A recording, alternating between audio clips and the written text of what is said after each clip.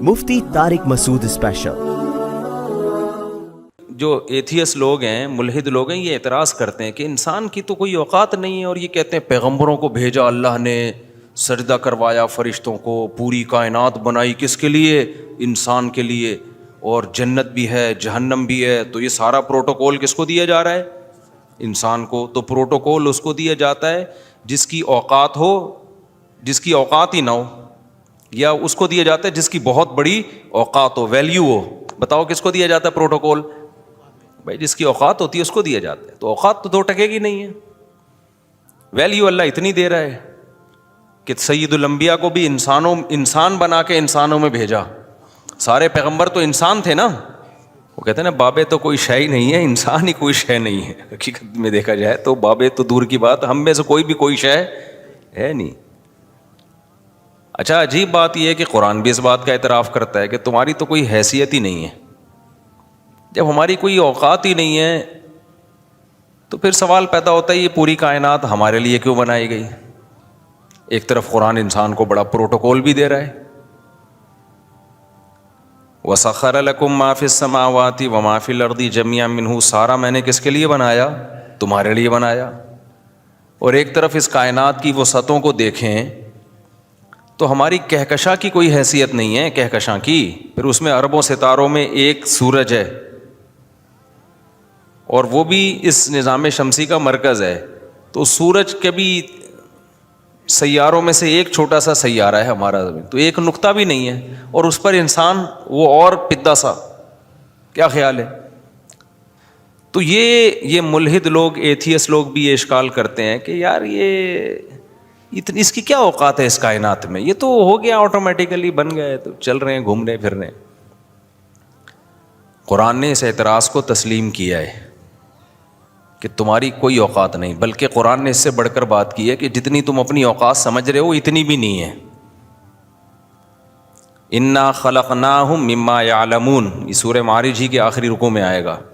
اللہ فرماتے ہیں ہمیں پتہ ہے ہم نے تمہیں کس چیز سے بنایا، تمہیں تو ایک غلیظ پانی سے بنایا ہے، تم جتنی اوقات سمجھ رہے ہو نا اتنی بھی تمہاری نہیں ہے، تم تو بڑے پھنے خان بنے پھرتے ہو اور مونچھوں کو تاؤ دے رہے ہو، اور میں ہر وقت کرتے رہتے ہو۔ ماضی اپنا اٹھا کے دیکھو، غلیظ پانی، حال دیکھو تو پیٹ میں ہر وقت گند لے کے انسان گھوم رہا ہے کہ نہیں گھوم رہا؟ تبھی تو کسی مجمع میں ہوا خارج ہو جائے تو جس نے کی ہوتی ہے نا سب سے زیادہ ناک وہی دبا رہا ہوتا ہے، تاکہ شک بھی نہ ہو کہ میں نے یہ کام کیا ہے، ایسے بنا ہوا ہوتا ہے ناک پکڑ کے نا، تاکہ اگر شک بھی ہو گیا تو میری بےزتی ہے۔ بھائی بےزتی کی کیا بات ہے، سب کے پیٹ میں گندی بھرا ہوا ہے، کبھی ایسا نہیں ہوگا کہ ہوا خارج ہو اور خوشبوؤں کے جھونکے آنا شروع ہو جائیں، سب پیٹ میں گند لے کے گھوم رہے ہیں۔ اور فیوچر کیا ہے، مرنے کے بعد ہوتا کیا ہے؟ فوراً کیڑے۔ میں اپنی مرغیوں کے لیے کیڑے بناتا ہوں، کیڑے جو ہے نا وہ کھل سے کیڑے بناتے ہیں نا، مرغیوں کو کیڑے کھلانا بہت فائدہ مند ہے مرغیوں کے لیے۔ میں نے ایک مسئلہ بھی یہ بتا دوں کہ ایک مسئلہ میں نے بیان کیا تھا کہ مرغیوں کو حرام کھلانا جائز نہیں ہے، تو حرام کا مطلب سمجھو، مرغیوں کے لیے حلال حرام نہیں ہوتا، حرام کا مطلب ہے مردار، وہ جانور جو ذبح کر کے اللہ کا نام لے کے ذبح کیا جاتا ہے، وہ جانور جو ہے، جیسے آپ اگر کوئی جانور ذبح کیے بغیر کھا جائیں تو آپ کے لیے جیسے کھانا حلال نہیں ہے، ایسے ہی وہ جانور جانوروں کو کھلانا بھی جائز نہیں ہے۔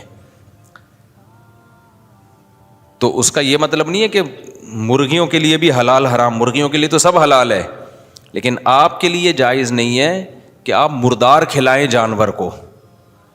حرام کھلاؤں کی بات نہیں کر رہا، حرام کھلا سکتے ہیں، حرام سے مراد کیڑے مکوڑے، یہ بھی تو ناجائز ہے نا، یہ مرغیوں کو کھلا سکتے ہیں، لیکن مردار نہیں کھلا سکتے۔ مردار کیا چیز ہوتی ہے؟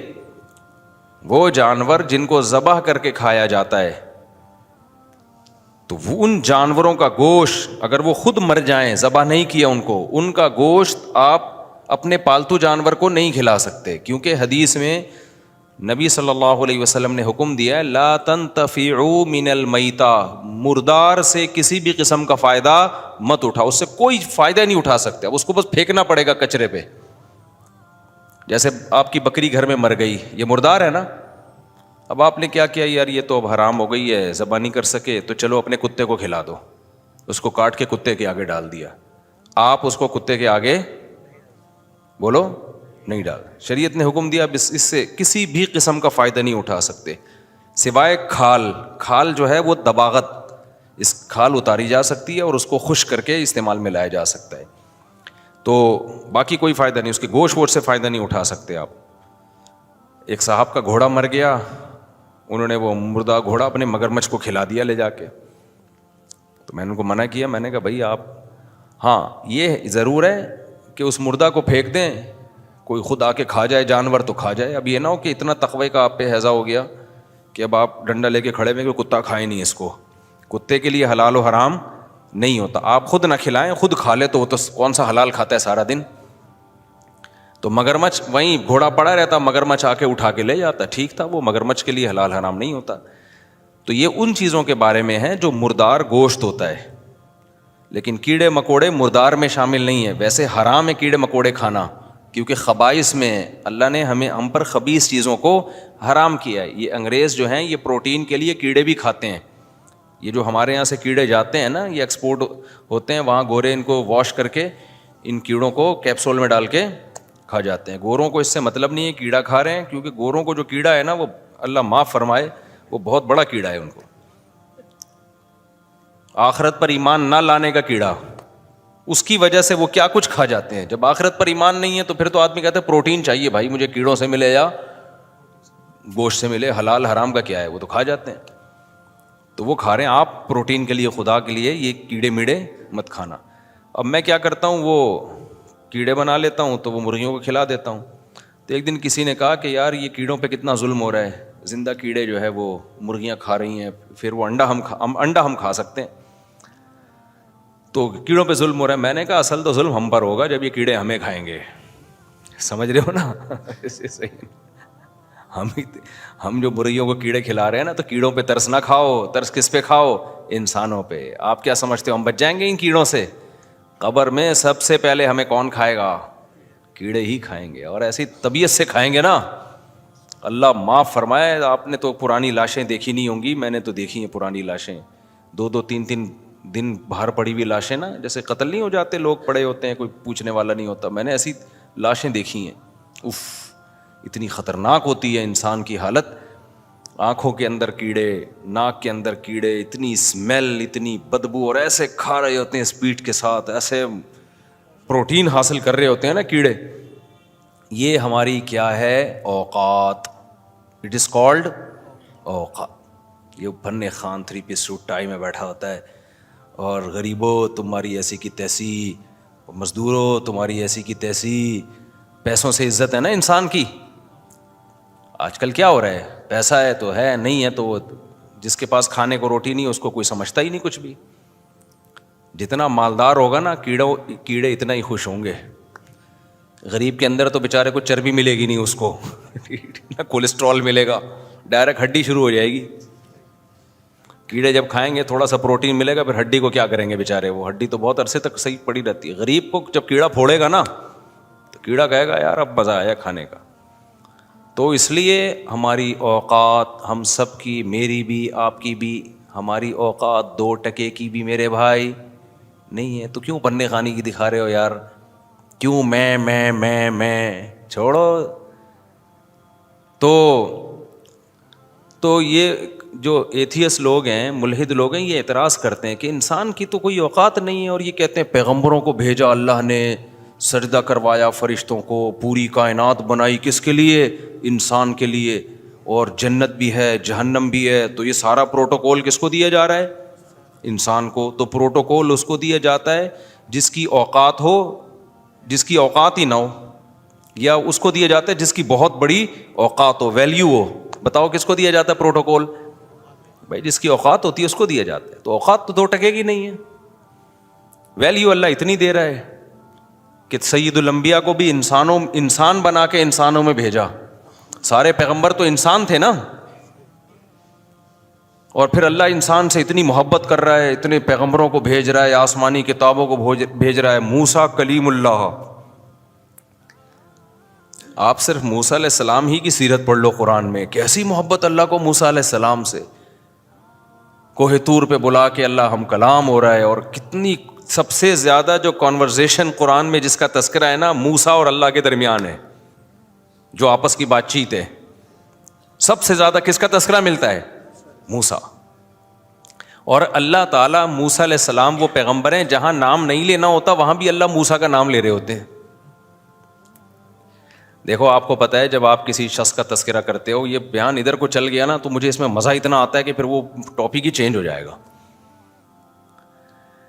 ہمارے حضرت مفتی رشید احمد صاحب جب بیان کرتے تھے نا تو جو ٹاپک تھا، کبھی اللہ کی محبت میں ایک آدھ شعر پڑھتے تھے تو پورا بیان کا ٹاپک ہی حضرت کا چینج ہو جاتا تھا. وہ حضرت کو چونکہ اللہ سے محبت بہت تھی تو وہ پھر وہ کہتے تھے اب میں پھر وہ ایک شعر بھی پڑھتے تھے کہ کچھ نہ رستے کا پتہ ہم کو، نہ منزل کی خبر، جا رہے ہیں جس طرف ہم کو لیے جاتا ہے دل، کہ ہمیں تو پتہ نہیں کدھر جانا ہے لیکن دل اب کہیں اور لے کے جا رہا ہے. تو یہ موسیٰ علیہ السلام کا ٹاپک اتنا مزے کا ہے کہ جب میں بیان کرتا ہوں تو میرا دل چاہتا ہے بس موسیٰ ہی بیان کرتا رہوں. اللہ نے جو آپ کا تذکرہ کیا ہے نا قرآن میں، جہاں ضمیر استعمال ہوتی ہے نا پروناؤن، وہاں بھی اللہ کیا کر رہے ہیں؟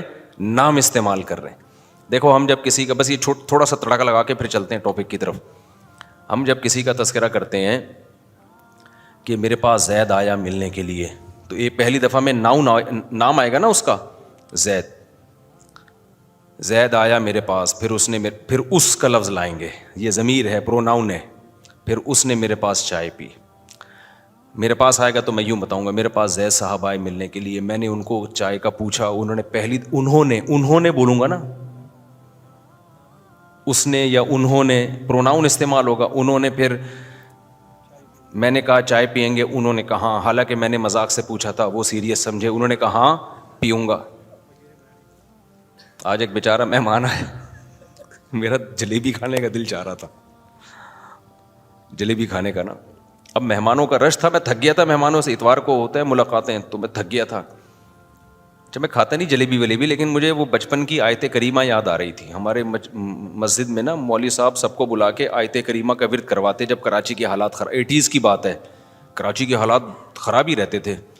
تو مولوی صاحب جب زیادہ ٹینشن میں آتے سب بچوں کو بلا لیتے، او ادھر آ جاؤ سارے، دانے پڑھو نا بیٹھ کے، لا الہ الا انت سبحانک انی کنت من الظالمین. 5 لاکھ کے دانے ہوتے تھے، وہ سب بچوں نے مل کے ختم کرنے، اور اس کے بعد بہترین گرم گرم جلیبی ملتی تھی. ایسی جلیبی تھی، ہمارے بچپن کے دوست کا لائے ہوئے تھے، کہہ رہے یار وہ جلیبی اب تک ملی نہیں، آرڈر پہ بنواتے تھے گرم گرم نا، بہت مزے کی ہوتی تھی. تو مجھے وہ زمانہ یاد آیا، میں نے کہا یار جلیبی کھاتے ہیں. کھائی میں نے، پھر آج پھر مزید دل چاہا، لیکن میٹھا ویٹھا نہیں کھایا کرو زیادہ. خیر، تو اب میں نے کیا کیا، اب میں نے کہا اگر میں نے جلیبی منگوا لی نا تو یہ پھر 1 گھنٹہ بندہ اور بیٹھ جائے گا. صحیح ہے. میرا مقصد بے اکرامی نہیں تھا، میرا مقصد یہ تھا کہ میرا دماغ تھکا ہوا ہے تھوڑا، مجھے بھی تو فریش ہونا ہے نا. تو یہ ٹو دا پوائنٹ بات کریں، اس کے بعد تشریف لے جائیں. اچھے آدمی تھے. تو میں نے خادم کو بلایا، میں نے کہا موبائل پہ میسج چیک کرو. اچھا، ٹک کر کے میسج بھیجا، اس پہ لکھا تھا جلیبی گرم گرم اپنے کمرے میں لے آنا، یہاں نہیں لانا، ادھر لانا، اور جب آ جائے تو مجھے بتانا کوئی ملنے کے لیے آیا ہوا ہے، ایک اور بندہ. تو ایسے ہی ہوا، یہ کوڈ ورڈ میں بات ہو رہی ہے. تو وہ جلیبی لایا، میسج آ گیا.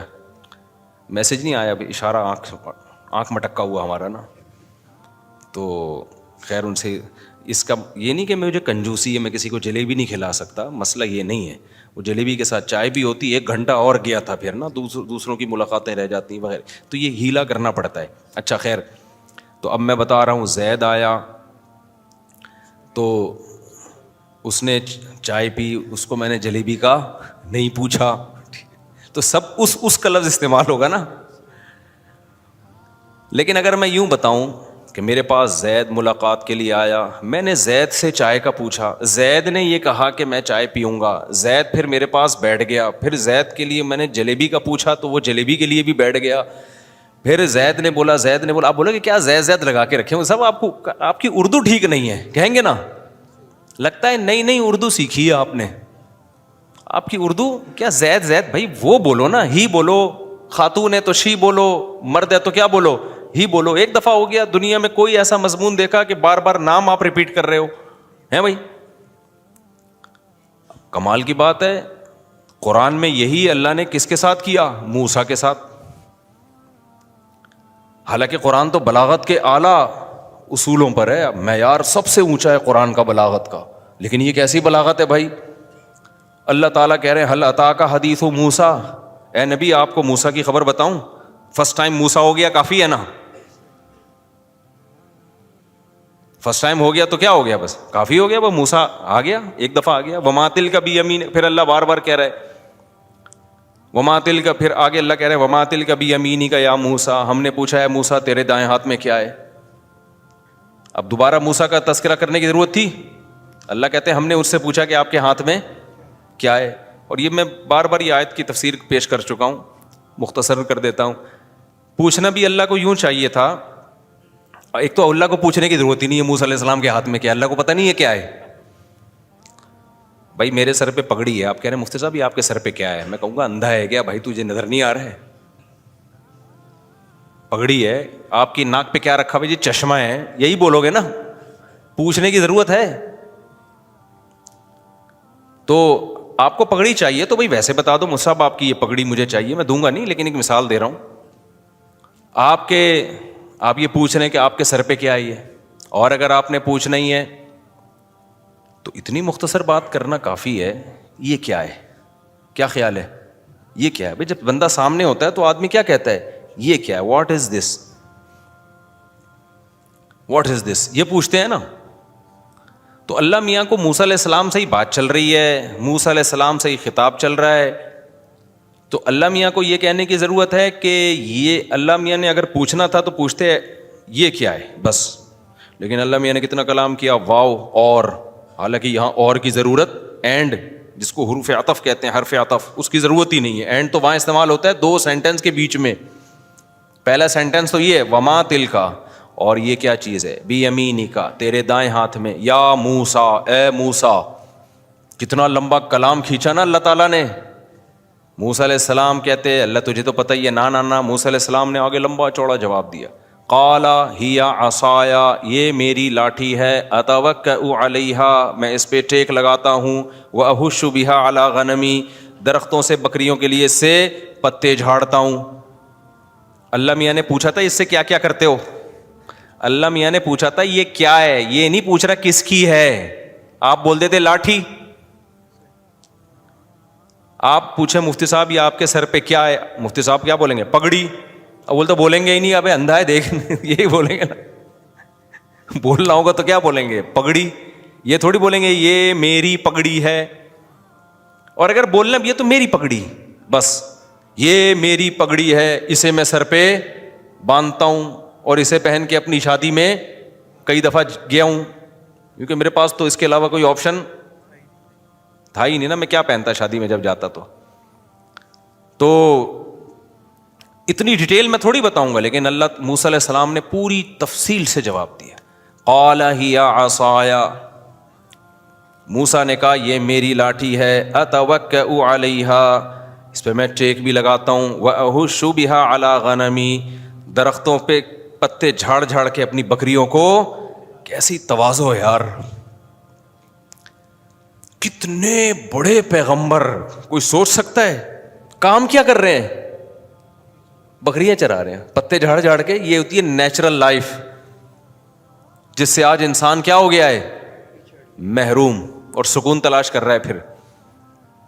تو اللہ کو اس سے کوئی غرض نہیں آپ بکریاں چراتے ہو، لینڈ کروزر میں گھومتے ہو. اللہ کس کو دیکھتا ہے، عمل کو.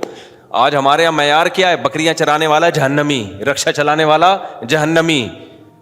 اس کو تو غریب کو تو کسی کھاتے میں چھوڑا نہیں ہے لوگوں نے. پیسہ، دولت، یہ کامیابی کا معیار ہے. پیسہ بہت ہے بھائی، بندہ آپ کی سکسیس کا راز کیا ہے. لوگ پوچھ رہے ہوتے ہیں نا دولت مند آدمی سے.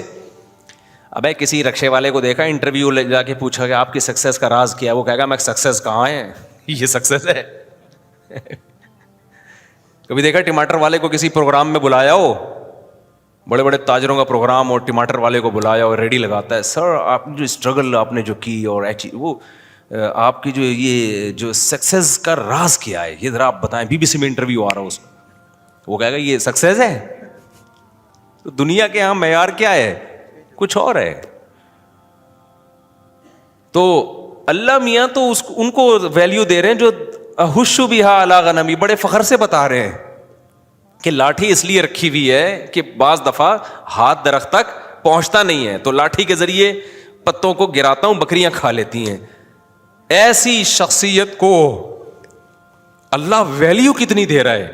میں اور آپ ہوتے ہم کہتے بھائی آپ کا تو کوئی بزنس ہی نہیں ہے, یہ تو ہمارے یہاں چرواہے چرا رہے ہوتے ہیں بکریاں, جن کے پاس کوئی تعلیم نہیں ہوتی, جن بیچاروں کے غریب جھگیوں والے لوگ ہوتے ہیں. آپ کو کیا, آپ کو تو نبوت بھی نہیں ملنی چاہیے.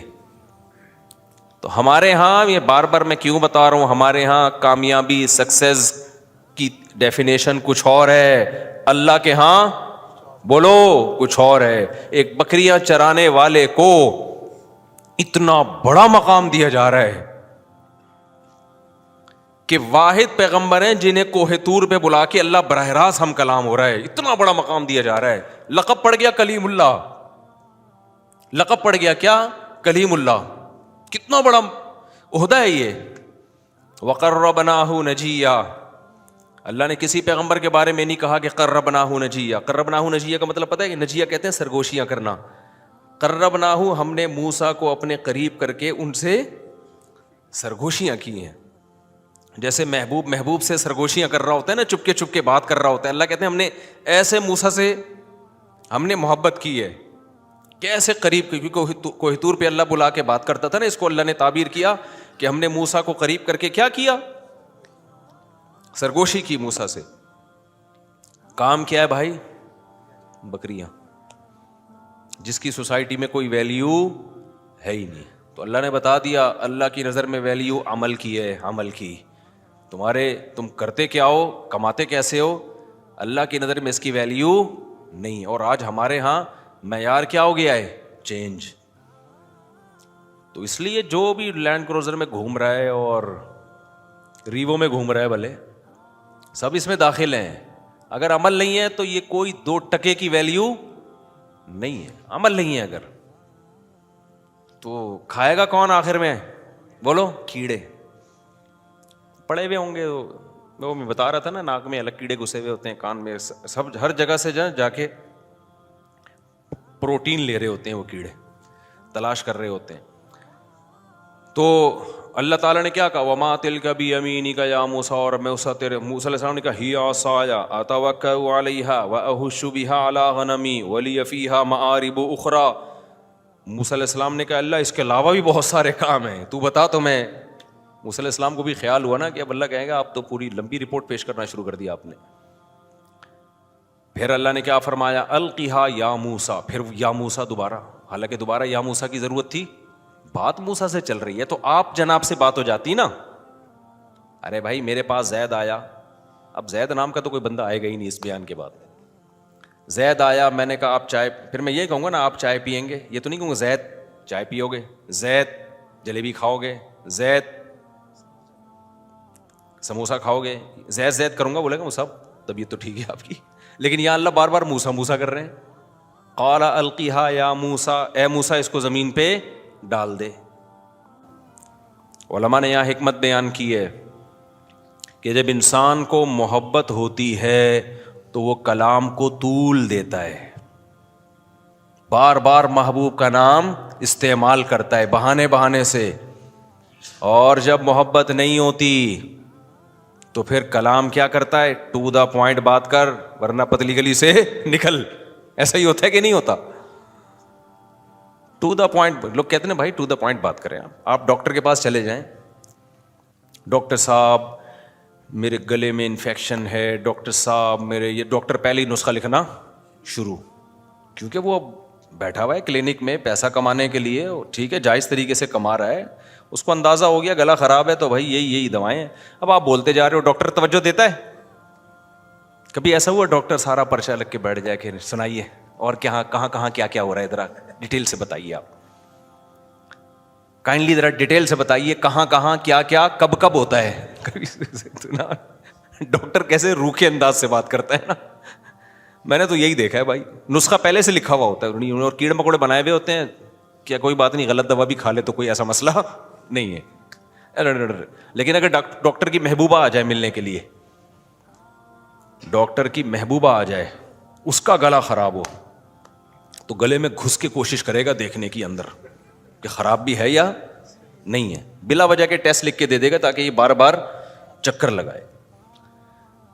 تو یہ جو عورتیں پریشان ہوتی ہیں نا شوہروں سے, ہمیں ٹائم نہیں دیتے, تو وہ ٹائم نہ دینے سے پریشان نہیں ہوتی, وہ اسی چکر میں پریشان ہوتی ہیں کہ پہلے تو فون سے پہ چپکا رہتا تھا ہر وقت, بہانے سے مس کالیں آ رہی ہوتی تھیں.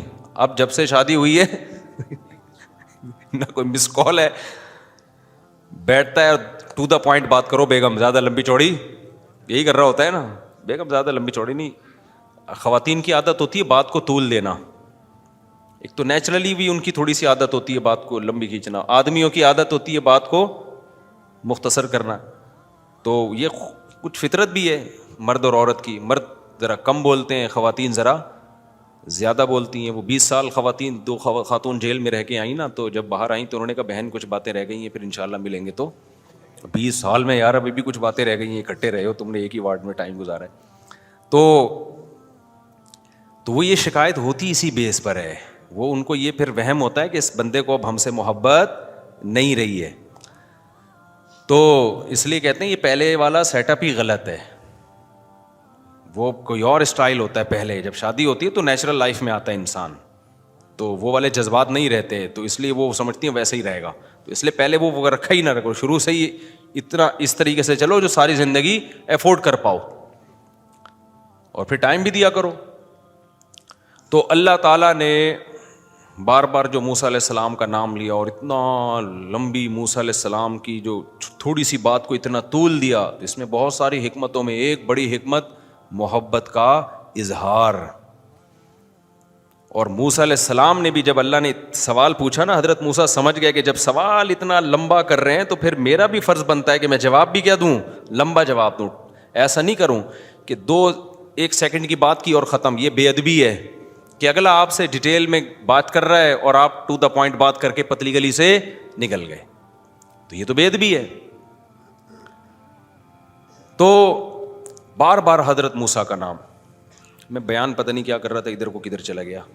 ہاں, تو میں یہ کہہ رہا تھا کہ اللہ نے اتنا پروٹوکول انسان کو دیا کہ ایسے ایسے پیغمبر انسانوں میں بھیجے, موسیٰ کلیم اللہ, سید الانبیاء محمد صلی اللہ علیہ وسلم, داؤد علیہ السلام, یوسف علیہ السلام.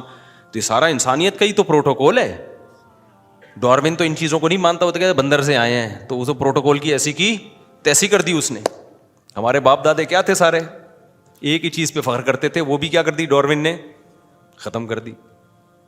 تو اب ملحد لوگ اعتراض کرتے ہیں کہ بھائی انسان کی تو 2 ٹکے کی اوقات نہیں ہے اس کائنات میں, اور مذہب اس کو اتنا پروٹوکول دے رہا ہے.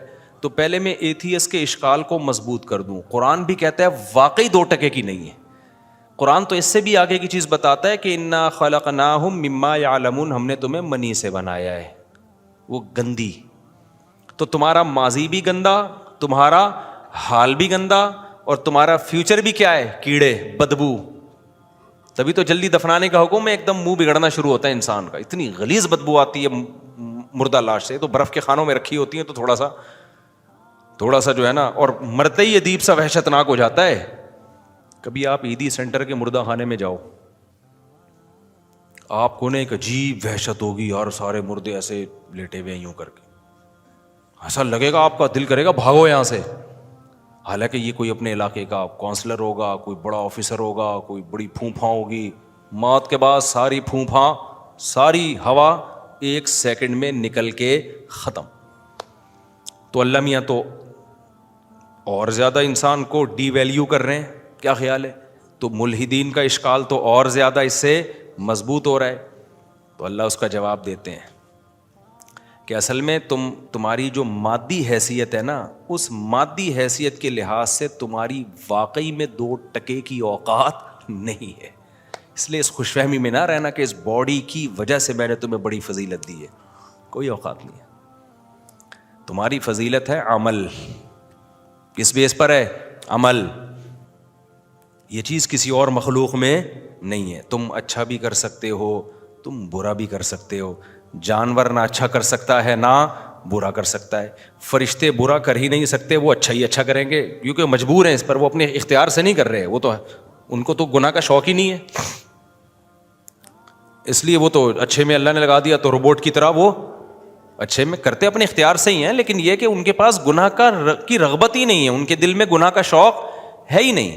فرشتے کو رشوت لینے کی ضرورت ہے؟ اس کے بچے ہی نہیں ہیں, نہ بیوی ہے نہ بچے ہیں. کل کوئی بتا رہا تھا کہ لبرل سیکولر آدمی ہے, کوئی فیملی نہیں, بالکل ویلے نہیں ہوتے. اکثر ملحد لوگ ویلے ہی ہوتے ہیں, اکیلے. گرل فرینڈیں ہوتی ہیں ان کی بہت ساری. تو وہ اس کا انٹرویو تھا کہ اس نے کہا کہ میں اپنی آمدن کا پتہ نہیں 70% چیریٹی کرتا ہوں. 70% کیا کرتا ہوں؟ چیریٹی. لوگوں نے کمنٹس, یار یہ ماشاء اللہ ماشاء اللہ. ابے تو 70% بھی چیریٹی کر رہا ہے نا, تو یہ بھی کم ہے. تیرا پیچھے کوئی ہے, کوئی بندہ ہے تیرے پیچھے, کوئی نہ بیوی نہ بچے, نہ گیس کا بل دینا نہ بجلی کا بل دینا. تو نے اربوں روپے تیری آمدن ہے, تو ایک آدمی کتنا کھا لے گا میرے بھائی؟ ہے بھائی, اس کو پتا ہے آگے میں نے مرنا ہے.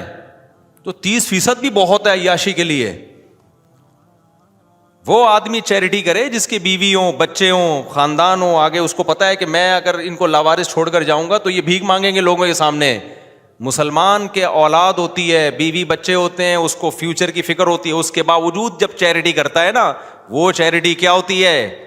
اللہ کے ہاں قبول ہوتی ہے. کہ اس کے ساتھ 20 حاجتیں لگی ہوئی ہیں, اس کے باوجود بھی کیا کر رہا ہے؟ صدقہ کر رہا ہے. اور آپ مسلمانوں میں دیکھو گے بڑے بڑے خاندان ہیں, بڑی بڑی ذمہ داریاں ہیں, اس کے باوجود بھی ٹھیک ٹھاک چیریٹی کر رہے ہوتے ہیں. اور حقیقت میں دیکھا جائے, یہ جو ملحد چیریٹی کر رہا ہے 70% بھی اگر کر رہا ہے, یہ اجنبیوں کو کھلا رہا ہے. اور مسلمان کیا کرتا ہے؟ ایک عورت کو سہارا دے گا اور آگے اس کی اولاد, ان کو جو کھلاتا ہے وہ 70% سے کئی گنا زیادہ کھلا رہا ہوتا ہے. لیکن وہ اس کو چیریٹی بھی نہیں کہتا, وہ تو اس کو ذمہ داری کہتا ہے. ایک شادی شدہ, میں اپنی مثال لے لوں, میں میری جتنی بھی ارننگ ہے, میری ارننگ کا 90% میرے بھی بیوی بچے کھاتے ہوں گے, میرا خیال ہے. نہیں ہے بس, تبھی تو میں اتنا پتلا ہو گیا. جلیبی منگوا کے کھا رہا ہوں میں یہاں پہ. تو میں کوئی فخر سے نہیں بتا رہا, سبھی شادی شدہ ایسے ہی ہوتے ہیں. اگر ہماری بیوی بچے نہ ہوں تو میں تو نہ گھر رہوں, مجھے کیا ضرورت ہے یار گھر لینے کی. ایک کمرے کا میں کہیں چھوٹا موٹا کمرہ لوں گا, اس میں اے سی لگوا دوں گا, ایک پنکھا لگوا دوں گا. لائف کو کیا کروں گا؟ انجوائے. سارا دن گھومو پھرو, جتنا پیسہ میرے پاس آئے گا کھاؤں گا. پھر اتنا کھا کھا کے میں کہوں گا 70% کا کیا کرنا ہے؟ چیریٹی. 30% بھی بہت ہو جائے گا اکیلے آدمی کو, کیونکہ مر گئے, کوئی غم تو ہے نہیں. مر گئے تو پیچھے بچے کیا کریں گے؟ بچیوں کی شادیاں, بیٹوں کی شادیاں, پھر ان کی تعلیم. کتنے خرچے ہیں مسلمان پر, بچیوں کو بڑا کرنا, بچوں کو بڑا کرنا, بیماریاں ان کی, پھر آگے ان کی شادیاں, پھر آگے ان کی تعلیم. جو ہے ویسے تعلیم پہلے ہوتی ہے, شادی بعد میں, لیکن چلو میں نے شادی پہلے کر دی, تعلیم بعد میں کر دو. ویسے بھی شادی اسلام میں پہلے ہے, تعلیم, ان کے شادی, پھر آگے ان کے مسائل, پھر تو ان کو اسٹیبل کرنا تاکہ اپنے پاؤں پہ کھڑے ہوں. پھر آگے کی بھی ٹینشن ہے, پھر جب مرو تو کچھ ان کے لیے ایسا نہ ہو کہ قبر پہ لات مار رہے ہو, ابا ساری اسپیڈ بچے پیدا کرنے پہ لگائی ہے, چھوڑا کچھ نہیں ہمارے لیے. اب جو سگریٹ پیتے ہیں نا جو شادی شدہ لوگ, سارا پیسہ سگریٹوں میں لگاتے ہیں. تو وہ کیا چھوڑے؟ وہ ایک صاحب تھے ہمارے, وہ ہر وقت سگریٹ پی. میں نے کہا یار بچوں کے لیے دھواں چھوڑو گے کیا تم؟ بچوں کے لیے تو تم دھواں چھوڑ کے جاؤ گے, سگریٹ کا دھواں ہوگا. سارا پیسہ کہاں پھونک دیا تم نے؟ نشے میں اور سگریٹوں میں. چرس کی 2-3 ڈبیاں نکلیں گی ابا کی وراثت سے, بچے تقسیم کر لیں گے اس کو. تو شادی شدہ آدمی کو اس کی بھی فکر ہوتی ہے کہ یار ان کے لیے بھی کچھ تھوڑا سا بنا لو. 20 قسم کے ٹینشن ہے. تو یہ 70% سے کئی گنا زیادہ ہے, 70% سے زیادہ ہے. اور بات یہ ہے کہ یہ ہے بھی بڑا مبارک خرچ کرنا. اس میں انسان دوسرے پر احسان نہیں جتلا سکتا, بلکہ اس کو کیا سمجھتا ہے؟ اپنی ذمہ داری. تبھی تو بچے جب باپ سے پیسے مانگتے ہیں تو ایسے بھکاریوں کی طرح تھوڑی مانگتے ہیں, احسان بھی نہیں سمجھتے. کہتے ہیں ابا کی ذمہ داری ہے. بیوی جب پیسے مانگتی ہے, دہی لے کر آؤ, ٹماٹر لے کر آؤ, اور تندور سے واپسی پہ 6 روٹیاں لیتے ہوئے آنا, تو کیا وہ بھکارونوں کی طرح مانگ رہی ہوتی ہے؟ وہ اپنا حق سمجھ کے مانگتی ہے. تو یہ والا خرچ کرنا اللہ کو اس گورے کے خرچ کرنے سے زیادہ محبوب ہے. اپنے خون کو کھلا رہا ہے. وہ والا جو خرچ کرنا ہے نا, وہ ان کو پتا ہے مر گئے نا تو گورنمنٹ قبضہ کر لے گی سارے پیسے پہ, گورنمنٹ قبضہ کر لے گی. پھر بھی 70% کرتے نہیں ہے. وہ تو کوئی ایک حاتم طائی کی اولاد میں ہوگا جس نے 70% نکال دیا ہوگا, ورنہ ان میں سے 70% ویسے کوئی نہیں کرتا, الا ماشاء اللہ چند ایک ہوتے ہوں گے. تو اس لیے انسان کے ساتھ ہیں خواہشات، ان خواہشات کے ہوتے ہوئے صدقہ کرے گا، وہ صدقہ کیا کہلائے گا؟ خاندانی صدقہ۔ تبھی نبی صلی اللہ علیہ وسلم نے فرمایا بہترین صدقہ ان تأمل الغنا وتخشى الفقر، تمہیں یہ امید ہو کہ اگر پیسہ روک لیا تو اور پیسہ کما لوں گا، ایسی کنڈیشن میں پیسہ خرچ کرنا، اور خرچ کیا تو کہیں غریب نہ ہو جاؤں، اس کنڈیشن میں جب پیسہ صدقہ کرے گا، فرمایا سب سے بہترین صدقہ ہے یہ۔ سمجھتا نہیں ہے نا بات کو؟ تو انسان کی ویلیو کس بیس پر ہے؟ عمل۔ فرشتوں میں سافٹ ویئر اللہ نے اچھائی کے ڈال دیے ہیں، ان سے برائی ہوتی نہیں ہے، تو ان کے، میں یہ بتا رہا تھا، ان کے بیوی بچے نہیں ہوتے، انہوں نے گیس بجلی کا بل نہیں دینا، تو ان کی کیا ٹینشن ہے بھائی؟ اللہ ان کو اگر پیسے دے، کسی فرشتے کو جا کے صدقہ کر لے تو فرشتہ کہے گا میں نے تو ویسے بھی کیا کرنا ہے، میں نے تو جیسے گورے نے کیا کرنا ہے، اور ویسے بھی ان کی حکومتیں فری پھوکٹ میں علاج کر رہی ہیں، تو وہ تو میں تو حیران ہوتا ہوں، امریکہ جا کے کما کیوں رہا ہے بھائی تو؟ صحیح ہے نا؟ آسٹریلیا میں بے روزگار کو $3000 ملتے ہیں، گورنمنٹ میں علاج اس کا سارا فری ہے، بوڑھا ہو جائے گا تو اولڈ ہاؤس میں گورنمنٹ اس کو پالے گی، تو پھر بھی کما کیوں رہا ہے بھائی؟ تو چھوڑ دے یار۔ تو پاکستانیوں نے تو یہی کیا وہاں جا کے، انہوں نے کہا کیا ضرورت ہے یار، بے روزگار اپنے آپ کو شو کرو، $3000 مل رہا ہے۔ اچھا، پھر آسٹریلیا میں یہ بھی انہوں نے پیکج نکالا کہ بچہ پیدا کرو گے تو اتنے $1000 ملیں گے، تو پاکستانیوں کی اسپیڈ وہاں پہ کیا ہو گئی؟ بڑھ گئی۔ انہوں نے کہا 3 یہاں سے نکلے، بچے کی اسپیڈ نکالو تو وہاں سے بھی، تو وہ 6 8 10 12 بچے، گورنمنٹ نے بولا بھائی یہ اسکیم ہی ختم کرو۔ تو میں جب آسٹریلیا گیا میں نے ان سے کہا کہ دیکھو اسکیم ختم ہو گئی، اسپیڈ ختم نہیں ہونی چاہیے، اسکیم تو ختم ہو گئی ہے لیکن اسپیڈ ختم نہیں۔ آسٹریلیا مسلمانوں کا ملک بن جائے گا اگر تھوڑی اسپیڈ بڑھا کے رکھو۔ ویسے یہ اچھا نہیں ہے بے روزگاری بن کے $3,000 لینا، کوئی غیرت کی آمدن نہیں ہے، میں تو ایک مثال دے رہا ہوں۔ تو ان لوگوں کو تو ویسے ہی مسائل تو ہمارے ساتھ ہیں، اس غریب ملک میں لوگ اتنا صدقہ کرتے ہیں، اس کو اتنی غربت میں صدقہ کرنے والوں کو سلوٹ ہے بھائی، اتنی غربت، اتنی مہنگائی، پھر بھی اتنا چیریٹی کر رہے ہوتے ہیں لوگ۔ ہماری سوسائٹی میں پتہ چل جائے نا کسی کو کہ واقعی بھوکا ہے اور کھانے کو واقعی نہیں ہے، میں کہتا ہوں لڑائیاں شروع ہو جائیں گی، اس پہ لڑائیاں شروع ہو جائیں گی۔ ہمیں تو ڈر لگ رہا ہوتا ہے فراڈی ہے، پتہ نہیں، میں نے جب بھی نہاری کھلائی وہ کمبخت شاپر میں ڈال کے ادھر بیچ کے آ کے دوبارہ دوسرے سے مانگ رہے ہیں نہاری، یہ ہو رہا ہوتا ہے ہمارے یہاں بھکاریوں میں۔ ورنہ انسان کو یقین آ جائے نا یہ مستحق ہے، انسان کھلا کے خوش ہوتا ہے، یہ جذبہ ہے لوگوں میں۔ صرف تنخواہوں میں ڈھیلے ہیں، تنخواہوں میں، اس میں غریب کا خون چوسنے کی کوشش کرتے ہیں۔ خیر، تو انسان کو جو اللہ نے اتنی زیادہ فضیلت دی، اس کے اسٹرکچر یا اس کی مادی حیثیت کے لحاظ سے تو بھائی 2 ٹکے کا واقعی نہیں ہے، کیڑوں نے کھانا ہے اس کو، خود بھی ایک جرثومہ تھا، غلیظ پانی تھا، اور گندے حیض کے خون سے اللہ نے اس کو بنایا، اندر بھی بدبو باہر آتا ہے، تو تھوڑا سا اللہ نے ڈسٹیمپر لگا دیا اس کے اوپر جس سے بچہ اچھا لگ رہا ہوتا ہے۔ تو اس لیے اللہ فرماتے ہیں انا خلقناہم مما یعلمون، ہمیں پتہ ہے ہم نے تمہیں کس چیز سے بنایا، لہذا تمہاری اگر کوئی اللہ کی نظر میں ویلیو ہوگی تو وہ عمل کی بیس پہ ہوگی۔ کیوں؟ فرشتے اچھا ہی کرتے ہیں، جانوروں میں اچھائی برائی کی تمیز اللہ نے نہیں رکھی، ان میں تمیز ہی نہیں ہے۔ بلی کا بچہ بڑا ہو کر اپنی ماں کو عزت نہیں دیتا، کوئی گناہ ملتا ہے اس کو؟ تو بھائی اس کو بیچارے کو پتہ ہی نہیں اس کی ماں کون باپ کون، تھوڑے دن تک رشتہ ہوتا ہے اس کے بعد غائب، کوئی گناہ نہیں ملتا ان کو۔ لیکن انسان کو بھائی، انسان کے ساتھ بڑے مسائل ہیں، جگہ جگہ خواہشات کے پہاڑ کھڑے ہوئے ہیں، ایک نیکی کرنے کے لیے بھی اپنی ہزاروں خواہشات کا گلا گھونٹنا پڑتا ہے انسان کو، ایک نیکی کرنے کے لیے بھی۔ کتنی سارے صدقہ خیرات کرنے کے لیے ایک نیکی ہے نا، انسان پر احسان کرے گا، 20 چیزیں کھڑی ہوتی ہیں سامنے، یار پیسہ اتنی مہنگائی، میں یہ پیسے صدقے کر دوں گا، پھر صدقہ کرنے کے بعد دل چاہتا ہے احسان جتلانے کا، اللہ نے اس سے منع کر دیا کہ اگر احسان جتلایا تو اجر کیا ہو جائے گا؟ ضائع۔ زنا سے روکنے کا حکم دیا، اس زمانے میں کتنا مشکل کام ہے، کیونکہ زنا کے دروازے چوپٹ کھل گئے ہیں، لوگ اپنی باتیں شیئر کر رہے ہوتے ہیں دوسروں کے ساتھ، گرل فرینڈ بوائے فرینڈ کے واقعات شیئر کر رہے ہوتے ہیں، ایسے موقع پہ زنا کرنے والے بہت، زنا سے بچنے والے بہت تھوڑے۔ جگہ جگہ پابندیاں، دوستوں سے ہنسی مذاق کا سب کا دل کرتا ہے، دوستوں کو ٹائم دینے کا سب کا دل کرتا ہے, لیکن جب بوڑھے باپ کو ٹائم دینا پڑتا ہے تو اپنے نفس پہ پتھر رکھنا پڑتا ہے, کیونکہ وہ کوئی وہاں کوئی انٹرٹینمنٹ, وہ کھانسے گا, وہ ڈانٹے گا, یہی کر رہے ہوتے ہیں نا ابا. تو یہ اچھا عمل ہے اپنے باپ کو وقت دینا, جا کے بیٹھنا اس کے پاس, اس کو عزت دینا, اپنی ماں کو عزت دینا, اس کے پاس جا کے بیٹھنا. بہت کم لوگ ملیں گے آپ کو, بہت کم لوگ ملیں گے. یہ میڈیا پہ آنے والے بہت ہیں. کچھ لوگ ہوتے ہیں جو میڈیا پہ ابا کو لا رہے ہیں, میں ابا کو کھانا کھلا رہا ہوں, میرے والد صاحب آئے ہوئے ہیں, یہ بس وہیں تک ہوتا ہے کیمرے کی حد تک. اس کے بعد نہ ابا رہے نہ بیٹا. کچھ ہے جیسے لوگ متاثر ہوتے ہیں نا, آج کل خواتین کہتی ہیں دیکھو وہ ٹک ٹاک پہ اپنی وائف کو کیسے کتنی عزت دے رہا ہے, کتنی محبت دے رہا ہے. ایک تم ہو, وہ ٹک ٹاک پہ ہی دے رہا ہے, جیسے ہی کیمرہ بند ہوگا پھر دے کے دکھائے, نہیں دے گا. اس نے بیگم کو بولا ہوا ہے کہ بیگم ہماری ویڈیو وائرل ہونے والی ہے, ذرا انسان کی بچی بن جا تھوڑی دیر کے لیے, ٹھیک ہے نا, میں بھی فی الحال میرا تجھے محبت دینے کا پروگرام بن رہا ہے اور تمہیں عزت سے بات کروں گا میں, تو تھوڑی دیر کے لیے ہوتا ہے. اس کے بعد ان کی کہاں ہوتا ہے بھائی محبت آسان ہے, بیوی سے محبت خدا کی قسم بہت مشکل کام ہے,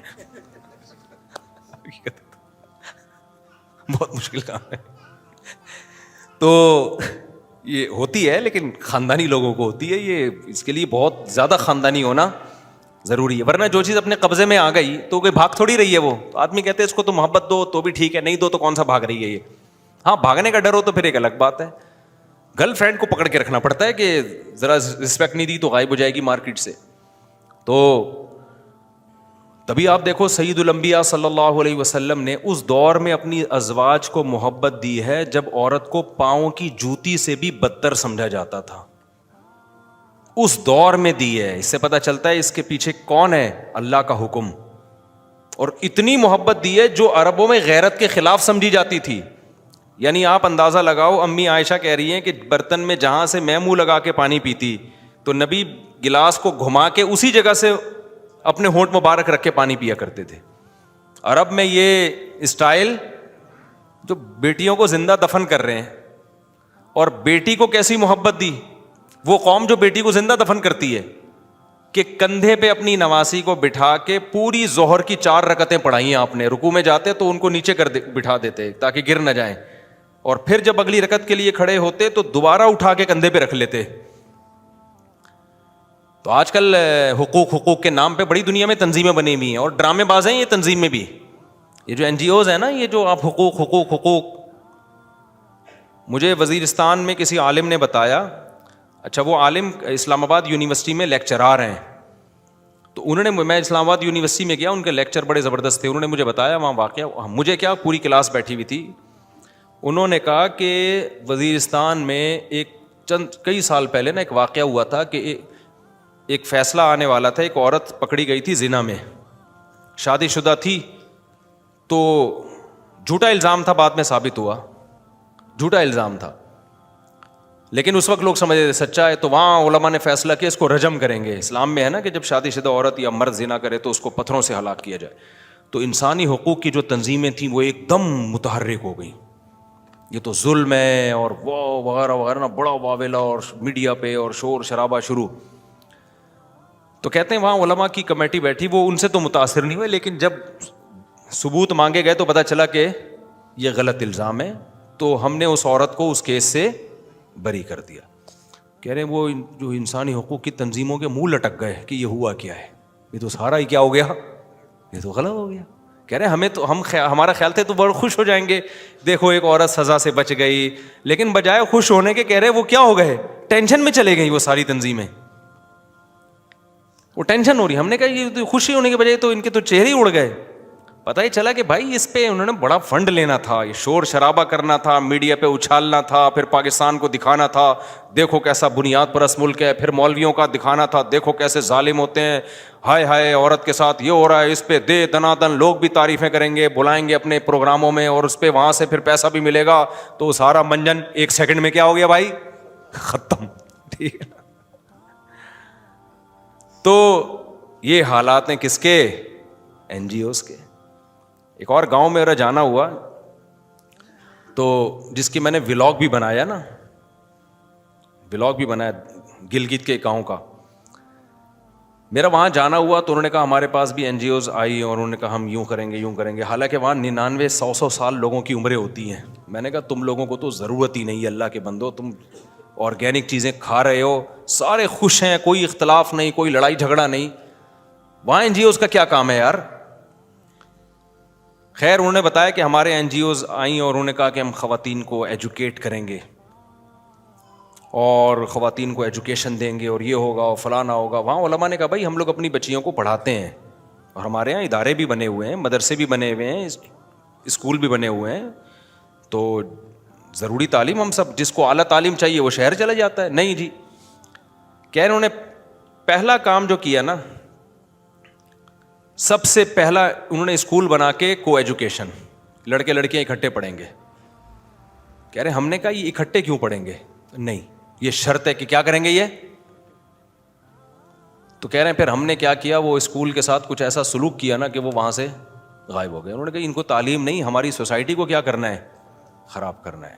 یہ چاہتے ہیں ودو لو تکفرون کما کفروا، جیسے یہ خود لبرل ہو گئے ہیں نا، مرد اور عورت کا بالکل اختلاط، ماں بہن کا فرق ختم کر دیا، شرم و حیا ختم کر دی، تو یہاں بھی کیا کرنا چاہ رہے ہیں، ختم کرنا چاہ رہے ہیں.